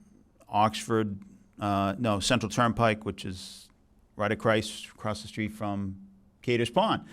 And bringing that work all out to the Oxford line. So we're going to finish Central Turnpike. Matt has a new way of doing this. It's not just milling and overlaying. It's actually, I forget what it's called.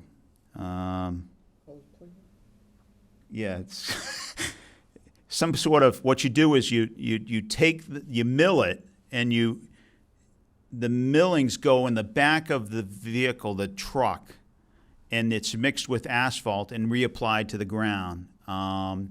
It creates a stronger binding surface, which his thought is it'll extend the life of Central Turnpike. That is becoming a more traveled by heavy vehicles, trucks, and everything else type road. And the more we can strengthen that road, the better off we'll be.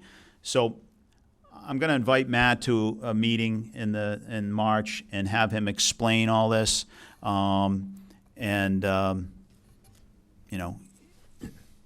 him walk you through this because it's a little too technical for me.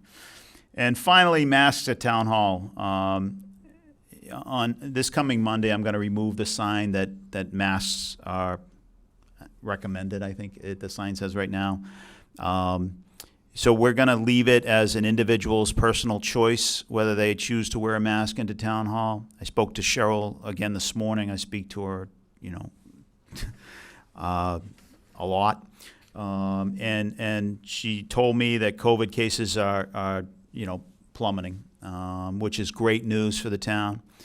She also mentioned that we've had no flu cases, which is interesting, and she attributes that to the mask wearing. And the social distancing and all the other kind of non-shaking hands and kind of doing fist bumps and everything else. But it's time to get back to a new normal. And this is for Town Hall. It's not for the library or for the senior center. They have sensitive populations. They have kids that can't get vaccinated. The senior center, I'm going to let Michelle lead on that one. And we'll work together to figure out what that will be. But that is slowly opening up to residents of the town, and that can get back to normal and hopefully having lunch there and, sharing time together because it's so important at any age, but certainly for the seniors. So, again, I've been talking to Cheryl closely, and she feels comfortable with this decision. There may be people that want to wear a mask coming in. You're more than welcome. Come on in.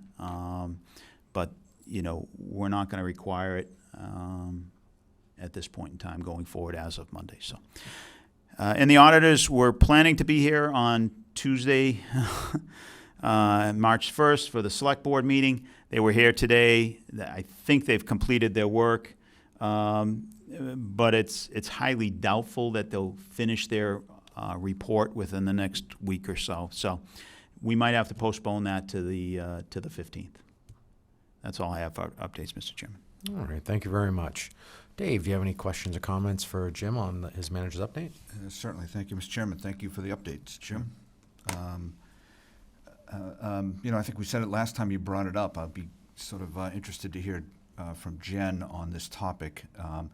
Quietly, Jen has been talking to us for quite some time about housing issues, different types of housing, challenges to some of our housing bylaws and things like that. And while this issue is relatively new, I think it's an example of the kinds of things she's talking about. There's pressure for us to do things, because of some things that the state sees. So I'm curious to hear where this comes out. So it'd be good to hear from her. And I always enjoy seeing Jen. So, and then I'm going to jump to the end. You got the auditors. Looks like maybe not, but I do want to make it clear you had scheduled Jen and the auditors on the same night. So. Yeah, not by design. I mean, So maybe instead of water, we're going to need coffee? Is that what you're saying? Yeah, right. Let's talk about the painting for a second. I'm glad you said that your plan is to perhaps gradually, but to work on Town Hall. I don't know if anyone knows how old this building is, but it's old enough. Yeah. And when I came in tonight, you could see some of the painting supplies around, and you begin to look around. It's like a place that you go to all the time, and you sometimes forget to kind of look around. And when you look around, you realize that it needs some sprucing up. So Yeah. I think it's money well spent. I'm glad to see that you're doing it. I assume Deb will be very happy with it, so we'll move on to the next floor. I dress in garanimals. I can't figure out what color goes with what. So Deb, Donna, the team are kind of behind all this, and I just say yes, ma'am. Good call.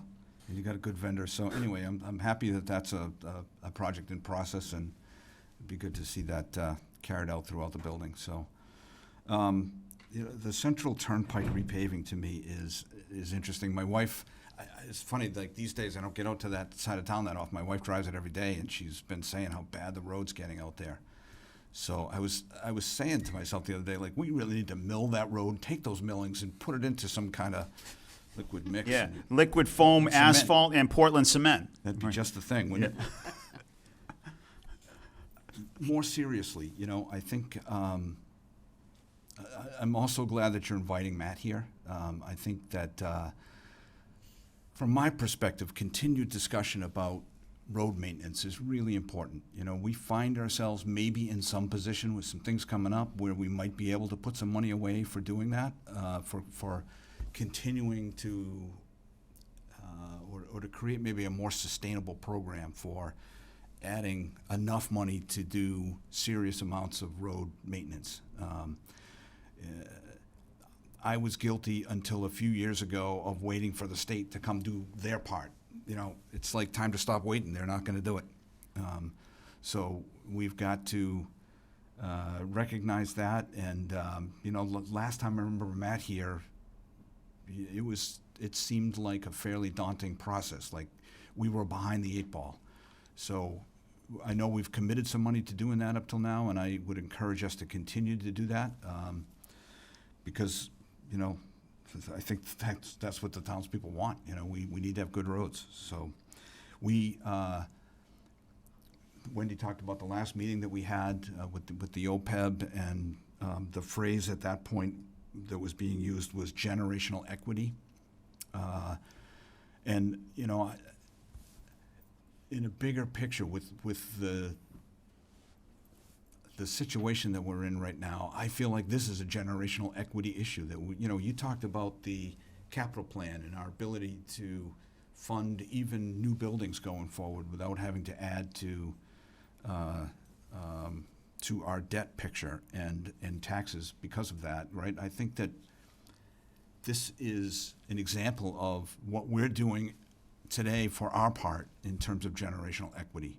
We have the ability to do it. Let's put the money aside and take care of today and the future a little bit. So I strongly support not only this project, but continued work on our roadways. So thank you. Thank you, Mr. Chair. Thank you. Wendy? Thank you, Mr. Chair, and thank you, Jim. Just a couple of quick things. Do you know if Jen's presentation needs to be presented annually to meet the criteria up until the time of town meeting? If it were to come before town meeting, is it an annual requirement or sort of a one-time? My thought is there is a requirement that a presentation be made to the select board, which will, the select board is the CEO of the organization. That's the first step. Then we will work with, so the short answer is no. I don't think it's an annual thing. As soon as we go through the public hearing process and develop a bylaw that's going to be presented at Springtown meeting next year, then that's presented. If it's approved, there's no future annual meetings. It's done. That's the area that we've designated as the Housing Choice Act area, and or multiple areas. I don't know what's going to come up, but so that's the goal. And if town meeting approves it, then we move on to the next issues. Okay, thank you. My personal thanks about Central Turnpike. My car has taken quite a beating lately. But it's this weather. You can't go from 60 degrees to 6 degrees and back up and down. It's a little crazy.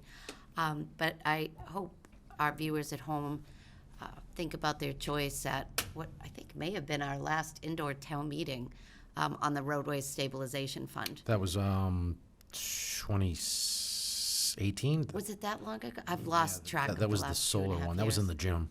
Yes. Yeah. And my recollection is that it was a fairly close vote, but, didn't pass. And I think people need to keep that in the back of their minds in case it comes up again, because people are pretty unhappy about the status of the roads. Yeah.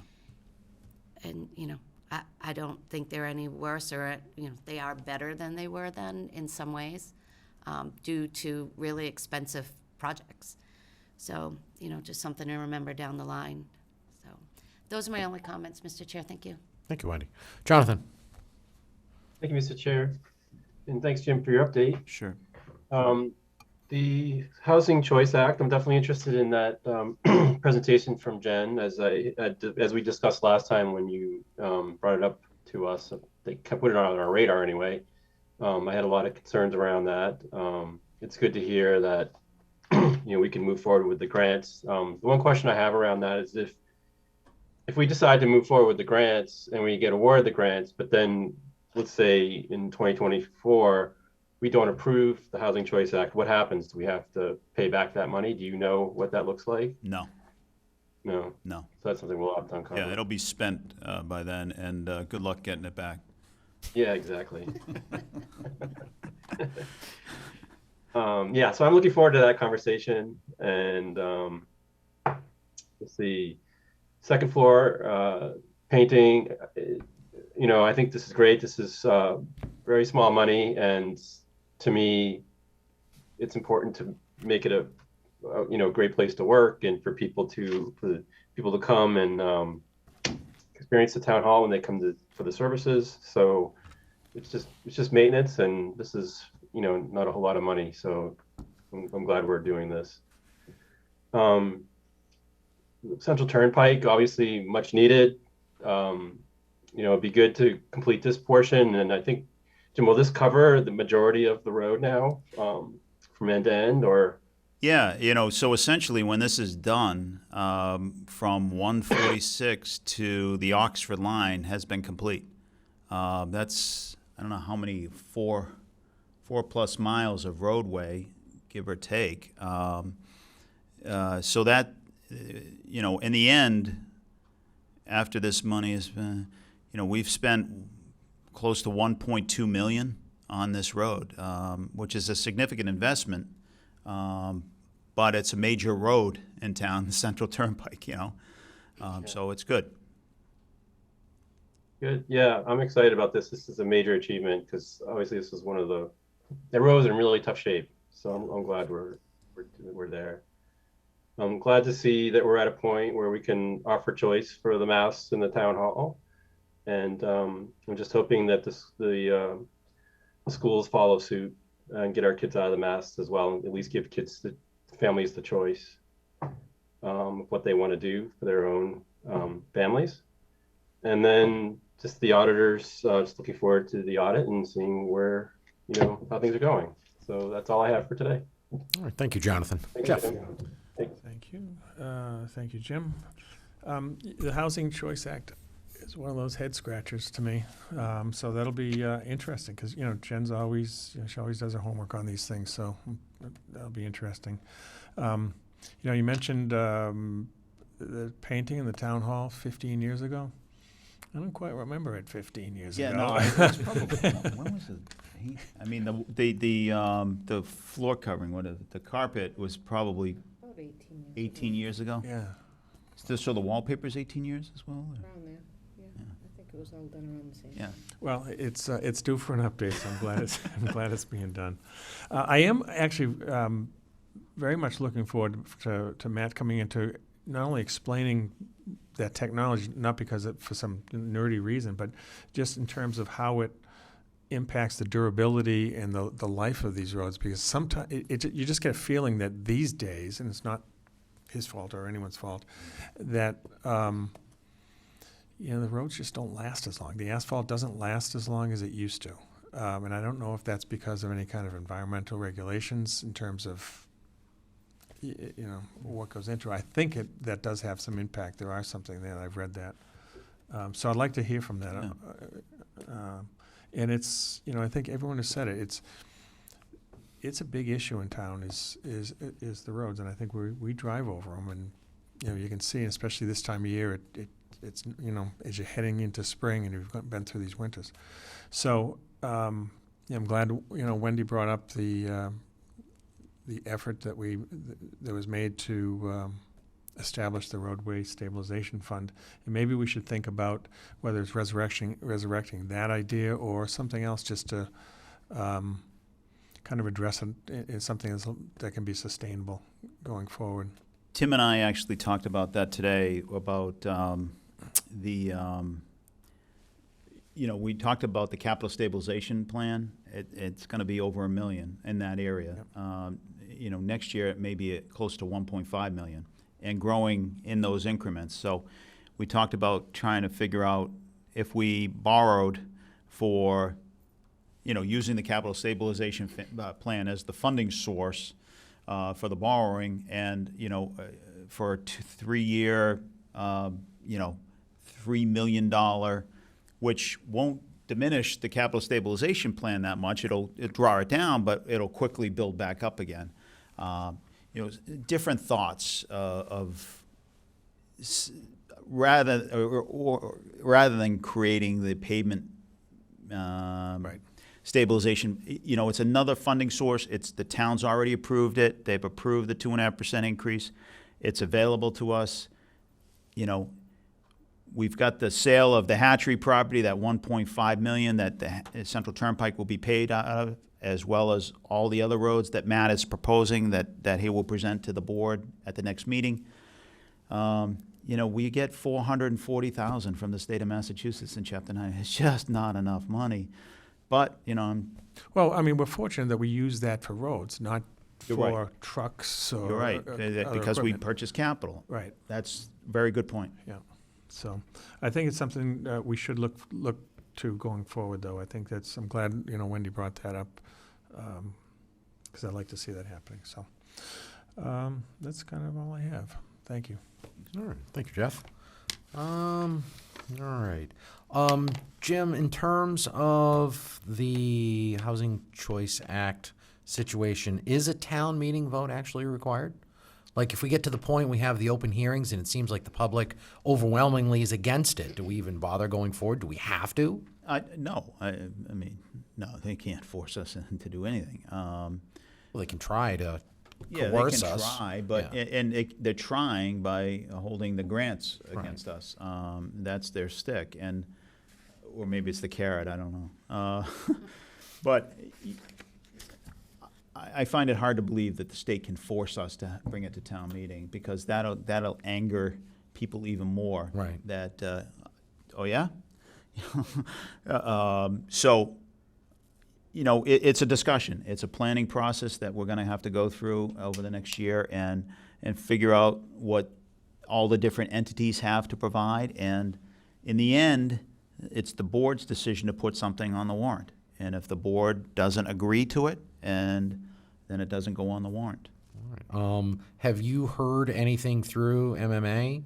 Is there a trend in other towns raising concerns about this? I haven't, we haven't had any in-person meetings, and it's been all via Zoom, and it's really quick. But, we're supposed to meet in March at some location, but and that's where we have Jeff Beckworth addressing the whole group, and we generally get into depth on different statewide issues. And I'll listen and keep my ear close to the ground on that, and may even raise the question about, what are communities doing with the Housing Choice Act, and you get different types of populations. You have, the Arlingtons and the people out close to Boston that they're like, we should have more than that. And then you have, the group further out west that like, why are you doing this to us? Right. But so, I'll pay attention to that. All right, I appreciate that. In terms of the painting, kudos, again, it's a good contractor, a good choice. Are you just doing the hallways, or are all the offices going to get painted as well? Just the hallways. Just the hallways? All right. Yeah, If, I mean, we've if the talked hallways look gorgeous, then maybe considering. We have talked about doing, eventually replacing the carpet in some of the offices that's been there, for almost 20 years. So, but, we're not there yet. Yep. Baby steps, We got to do the roads first. That's definitely That's right, sure. right. But there's nothing wrong with a little refreshing, right? A little refreshing. This is building's 40 years old, and we gotta, we are investing in it because we want to keep it long term. Right. But now it's, we're gonna paint it this spring and summer, but this definitely needs to be done. It I needs agree. facelift. It's money well spent. Yeah. Nothing wrong with that. Now, here's a question for you, moving on to number 3. Total cost of the project, $750,000. What's the mileage distance of this? I'm last going to stage? defer to Matt on that. I haven't figured that out yet, and Matt probably mentioned it to me. Right. No big deal, because the number You that. know the distance from where we're starting. And Yeah, I know. But I thinking never a looked at couple my. miles. I'm thinking about 2 miles. All right. Well, because I know the overall cost of paving in general, is closer to $300,000 per mile. Yeah. So to me, if this is a new technology, a new process, and if we're talking 2+ miles, we're kind of in that broad area. But if this could be something that is a little more durable, I remember Matt saying in years past, typical paving, generally lasts like 12 or 10 to 12 years. If this is something we could get, a little more bang for the buck, particularly in light of all the trucks, I think that'd be great. Because I too, that don't really go that way anymore. But after seeing the barrage of complaints on social media, I figured, well, I got a truck. Let's go see how the truck handles it. And particularly down where the hamlets, the soccer fields down there, that little dip, it's pretty brutal down there. So yeah, it's long overdue for that section. So I'm glad. Oh, speaking of which, when are we thinking about doing this project? Would this be something that would be done this summer? Yes. Oh, great. Yeah, great. the goal is bid out in February, bid opening March 24th, give or take. Yep. And then award of a contract, and then, we'll talk to the winning bidder and figure out their planning. And our goal would be to have it done in late spring or summertime. Oh, good. I'm excited. One last question on this. Did Matt happen to mention any stretches of roads in the area that use this process that he was aware of? Not that I All right, no big deal. I just, recall. just But, wanted to ask. those are good questions for Matt when he does come before Oh. you. And he has thoughts on other roads that he wants to tackle, Yeah. this year. And so we'll talk about that. Good, good. Yeah, again, we're taking advantage of the hatchery money, so Yeah. we might as well make sure it goes to definitely good use. All right, I think that's all the questions that I have. Okay. Thank you, Joe. Sure. All right, next up, we have announcements, select board roundtable, correspondence, business topics. I'm Dave, all set. Thank you, Mr. Chairman. Wendy. Thank you, Mr. Chairman. Just one comment. As exciting as these meetings are, I don't think we have a huge adolescent or teenage viewing. But that being said, to all the parents out there, it just really occurs to me that adults bully each other on social media, but man, these kids can be brutal, absolutely heartbreaking. It's just terrible. So I just encourage particularly the parents out there, next time you're sitting at the dinner table, just throw it out into space and, let them know the ramifications of words, and things on the internet don't go away. And people just have to remember that it's easy to be a keyboard warrior, but it's not so easy to justify your actions sometimes. So be kind, whether it's online or in person. So that's all I have. Well stated, thank you, Wendy. Very well. Jonathan. Thank you, Mr. Chair. I'm all set. All right, thank you, Jeff. Mr. Chairman, I'm all set, but Wendy, thank you for that. That's so true, so, thank you. All right, I just have one, and that would be just a quick update for the food pantry. Food-wise, they're still pretty well stocked, but of course, we are still in the midst, supposedly, of cold and flu season. So, if you're out at the store and you see cleaning wipes or cleaning supplies, I know Michelle would definitely be appreciative. And in our packet tonight, that we did receive a correspondence from a Mr. Jim Baker, who lives down in Manchog. Mr. Baker, if you're listening, thank you for your correspondence. We appreciate it. And I'm sure my colleagues will have a chance to take a look at it, and we'll take your concerns under advisement. All right, that being said, I'd entertain a motion to adjourn. So moved. Second. All right, hearing a motion and second, why don't we do a roll call vote? David Hall, aye. Wendy Mead, aye. Jonathan Anderson, aye. Jeff Bannon, aye. And Jesse Lemanik, aye. Good night, everyone. Recording stopped. Is it just me, or is this weather been totally?